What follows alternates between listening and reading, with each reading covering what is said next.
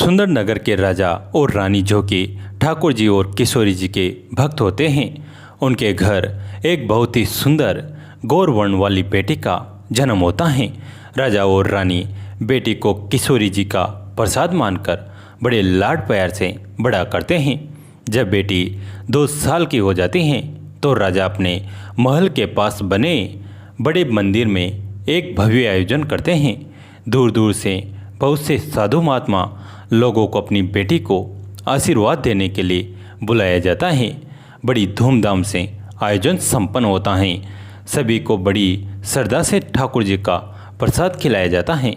राजा रानी सब महात्मा लोगों का आशीर्वाद ले रहे होते हैं। तभी उनकी बेटी जो कि 2 साल की है एक महात्मा जी के पीछे पीछे चल पड़ती हैं। महात्मा को नहीं पता होता कि लड़की उनके पीछे पीछे आ रही हैं। जब महात्मा जंगल के पास पहुंचते हैं तो उनका ध्यान पीछे पड़ता है। पीछे किसी छोटी लड़की को देखकर वो हैरान हो जाते हैं। वो उसको पूछते हैं, तुम कौन हो? छोटी बच्ची क्या बोले? वह राजकुमारी को नहीं जानते थे, क्योंकि मंदिर में बहुत भीड़ होने के कारण हर एक को राजकुमारी के दर्शन नहीं होते। महात्मा हैरान होकर इधर उधर देखते हैं। वहाँ आसपास कोई नहीं होता। वो थोड़ी आगे जाकर कुछ लोगों से पूछते हैं। कोई भी उस लड़की के बारे में नहीं जानता। महात्मा अकेला जंगल में उस लड़की को छोड़ना भी उचित नहीं समझते। लड़की एकदम से महात्मा की उंगली पकड़ लेती हैं। महात्मा पोंडू नगर ले जाते हैं जहाँ से आए होते हैं। वो पोंडू नगर में विट्ठल भगवान के मंदिर के पास में कुटिया बनाकर रहते थे और विट्ठल भगवान के बहुत बड़े भक्त होते हैं। उधर राजकुमारी के गुम हो जाने से राजा रानी का रो रो कर बुरा हाल हो जाता है। रानी बेटी के वियोग में बार बार मूर्छित हो जाती हैं। वो किशोरी जी और ठाकुर जी के आगे बहुत प्रार्थना करती हैं कि उनकी बेटी हमें वापस मिला दो। बेटी के गुम होने से उसके वियोग में रानी बहुत बीमार रहने लग जाती हैं। एक दिन वो किशोरी जी के बरसाना धाम में जाती हैं। अपने आंसुओं से किशोरी जी की सीढ़ियों को धोते हुए उसके दरबार पहुंच जाती हैं और वहां किशोरी जी के सामने बड़ी दयामयी दृष्टि से आंखों से आंसू की धारा बहाती हुई अपनी बेटी को वापस पाने के लिए किशोरी जी से प्रार्थना करते हैं और कहती हैं, कर दो क्षमा किशोरी जी, अपराध मेरे सारे बड़े आस लेकर आई दरबार में तुम्हारे। वह बस यही गुणगान करती हुई और आंसू से किशोरी जी की चौखट को गिला करती रहती हैं। लेकिन उसकी बेटी का तो कहीं और पालन पोषण उसके भाग्य में लिखा था। कुछ महीनों बाद किशोरी जी और ठाकुर जी की कृपा से रानी के घर एक सुंदर राजकुमार पैदा होता है। बेटे के आने से रानी का ध्यान इधर उधर हो जाता है, परंतु बेटी को वह भूल नहीं पाती। उसका गम तो गुण की तरह उसके शरीर में लग जाता है। उधर राजकुमारी महात्मा के साथ रहकर हर रोज विट्ठल भगवान के मंदिर जाती हैं। अब तो विट्ठल भगवान की शरण में ही रहती हैं और वह विट्ठल भगवान का गुणगान करती हैं। उसके भजन और गुणगान को सुनने के लिए दूर दूर से लोग आते हैं। राजकुमार जो कि अब काफ़ी बड़ा हो जाता है, अपनी बीमार माँ को और राजकुमारी का वियोग देखकर वह बहुत दुखी रहता है।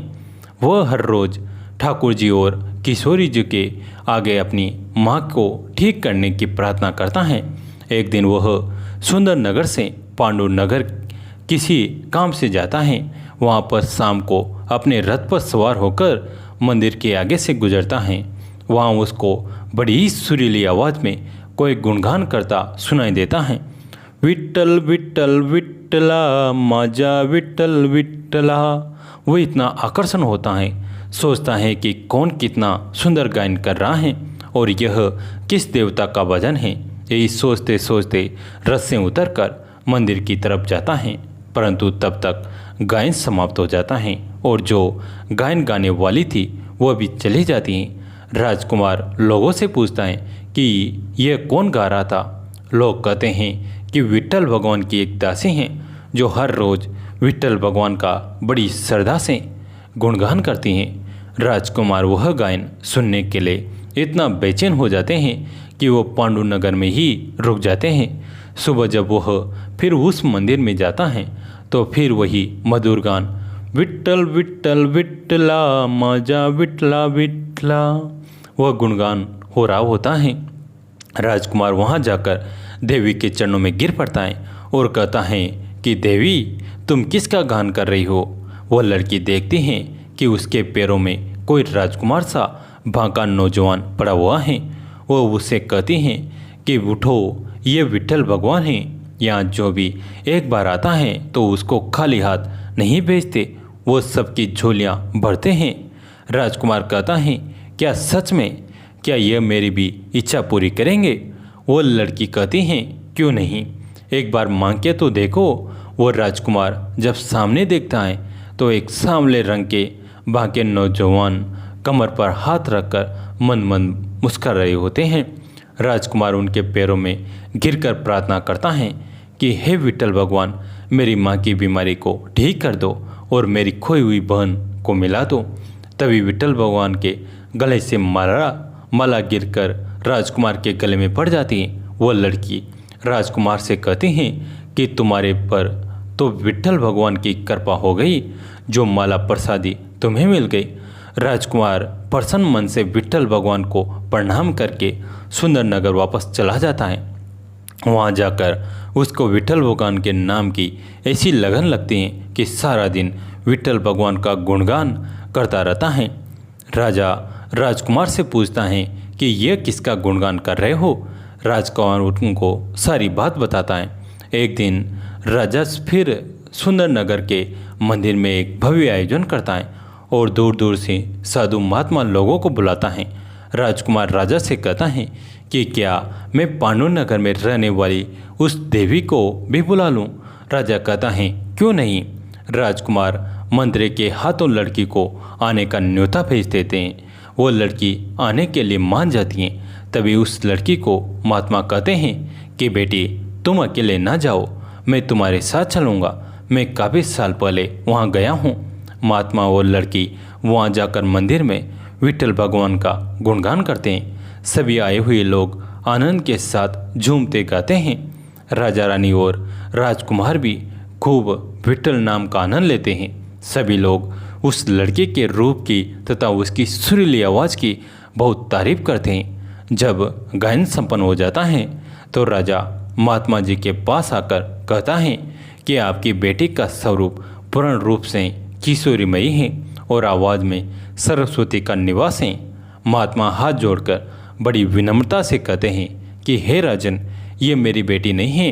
काफ़ी साल पहले जब एक बार इसी मंदिर में एक आयोजन था, जब मैं पांडु नगर से यहाँ आया था, तभी करीब 2 साल की एक लड़की मेरे पीछे पीछे आ गई।